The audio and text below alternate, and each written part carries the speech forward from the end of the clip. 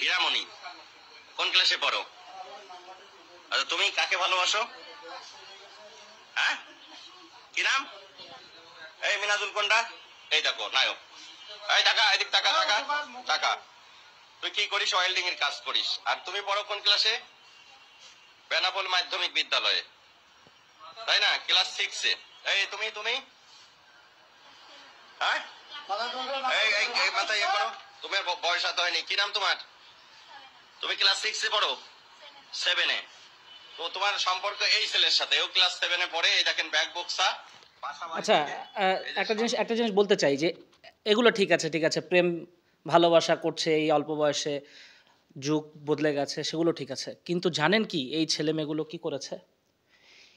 ছেলেগুলো তো আসলে লাফাঙ্গা। ছেলেগুলো আসলে বলবো যে ওই কেউ একজন ওয়েল্ডিংয়ের কাজ করে, কেউ অন্য কাজ করে, দোকানে কাজ করে, যাই হোক, মেয়েগুলো তো ভদ্র ফ্যামিলির।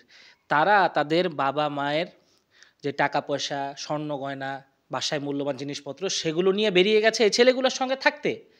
দেখেন, স্বর্ণালঙ্কার সবকিছু নিয়ে, টাকা পয়সা নিয়ে, তারা হচ্ছে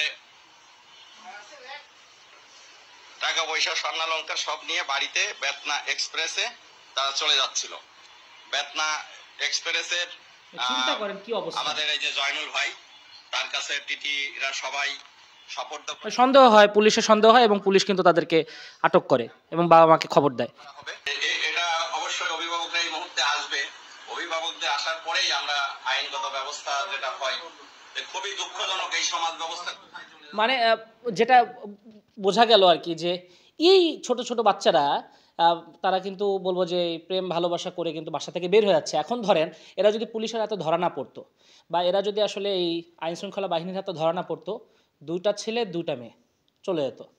এরা যদি গিয়ে বিভিন্ন খারাপ জায়গায় বা বিভিন্ন জায়গায় লুকিয়ে থাকতো, এদের সাথে যদি কিছু ঘটে যেত, এই দুটো ছেলেকে তো যে কেউ আসলে বলবো কিছু করে ফেলতে পারে, কারণ শক্তিও নেই গায়ের মধ্যে, কিচ্ছু নেই আসলে, মানে বয়সই তো হয় নাই, মানে কি কি হচ্ছে এগুলো আর কি। তো তরুণ সমাজের মধ্যে যে এই বিষ বাষ্প ছড়িয়ে পড়ছে, এইগুলো আসলে এই বয়স থেকে ক্লাস 7-এ পড়ে, 6-এ পড়ে, এরকম বাচ্চারা এইরকম প্ল্যান করতে পারে। অবাক হবেন জেনে, সাইকেল সাইকেল কেনার জন্য 3,000 টাকার জন্য দুজনকে শেষ করে দিয়েছে, দুজন খালা। এই শেওড়াপাড়ার ঘটনা আপনারা যেটা জানেন, যে ওই যে সরকারি কর্মকর্তা রিটায়ার, 20 বছর ধরে ওই বাসা ভাড়া থাকতো। বাড়ি থেকে আরেক বোনের ছেলে এসেছে টাকার জন্য। তো শুরুতে কিছু বলেনি, সে বাসায় এসেছে এমনি খালাদের সঙ্গে দেখা করতে। দুই খালা কিন্তু বাসায়, তখন খালাদের কাছে বলার সাহস পায় নাই। পরবর্তীতে মানি ব্যাগ থেকে টাকা চুরি করতে গিয়ে ধরা পড়ার পরে কি হয়েছে, খালা দেখে ফেলছে। খালা বলছে তোর মাকে বলবো, শেষ করে দিল।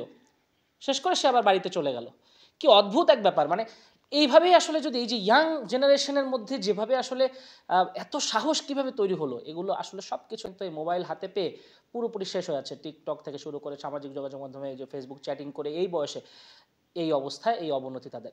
দেখলেন তো যে বাসার স্বর্ণ গয়না সব কিছু নিয়ে, যেই বাবা মা জন্ম দিল তোকে, যেই বাবা মা তোকে বড় করলো, যেই বাবা মা মানুষের মতো মানুষ করার জন্য সব সঞ্চয় রাখলো, সেই বাবা মার সাথে বিশ্বাসের সঙ্গে খেলা করে এসব বাচ্চা বাচ্চা ছেলে, এসব টোকাই ছেলে পেলের সাথে চলে যাচ্ছে।